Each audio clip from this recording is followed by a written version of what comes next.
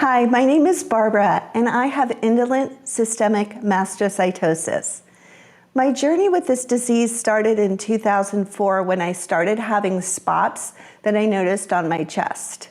At the time, I thought it was related to sun damage because probably like many of you, I grew up in a time where we didn't wear sunscreen. And I was 40 at the time, so I just thought it was sunspots. I had no other symptoms at the time. About 4 years later, my spots had progressed from my neck to my knees. At that point, one of my doctors suggested I get this checked out, and so I did go to a dermatologist. The dermatologist saw it, and she had an idea of what it was. And so she took a punch biopsy of one of the spots and came back and told me it was urticaria pigmentosa. I asked if there was anything that I could do to get rid of the spots, and she said no, there wasn't. So I went on my way, not thinking too much about it. But I did do a little bit more research and found out that this was the cutaneous version of mastocytosis. As I mentioned, I didn't have any other symptoms until about 2012 when I started training for a half marathon. As I progressed in my training, I actually got sicker and sicker.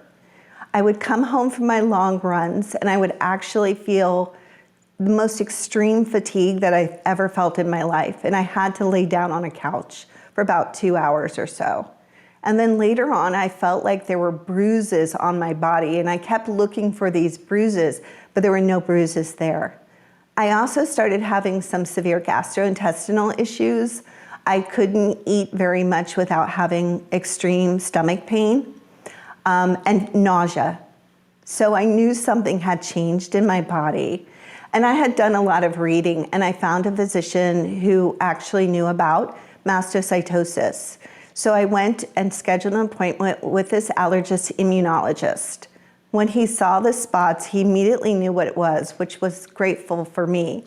But he took some blood tests to confirm it. And sure enough, I had elevated tryptase levels. At that time, they were just 26, which for a lot of people with this disease is still not quite high, but it is higher than normal, it's above normal. And to this time, my tryptase levels have mostly been 23, 24, 25, or 26. I also had confirmatory tests that showed a mutation of the D816V. The next step was to refer me to a hematologist oncologist who then ordered a bone marrow biopsy. I got the bone marrow biopsy, and sure enough, it showed aberrant mast cells in clusters. Those three things confirmed the diagnosis of systemic mastocytosis. At that time, I was still reluctant to go on any medication to treat any symptoms. But a couple years later, I found myself on the East Coast, and I was fortunate enough to be able to visit the NIH with the experts in mast cell diseases. They did a full physical exam. They took a lot of blood, and they suggested I get on H1 and H2 antihistamines. And once I did that, it really changed my life. I literally could not eat any meals without having stomach issues. I flushed where my face got red from drinking beer or alcohol.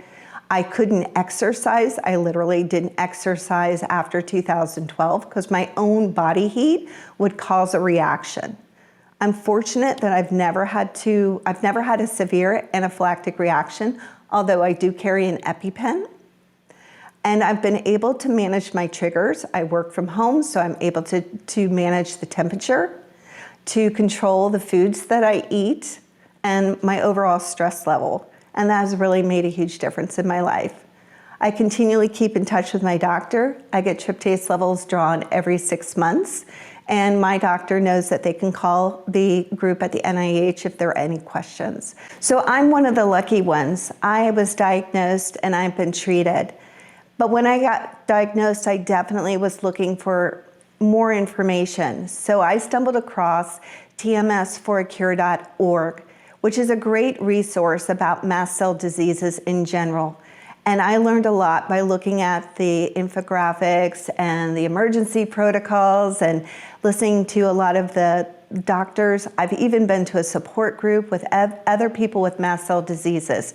So I highly recommend any patients who may get diagnosed with whether it's systemic mastocytosis or a mast cell disease to definitely look at tmsforcure.org. So I'm really one of the lucky ones with this disease. There are many others who are not as fortunate. And that's my story.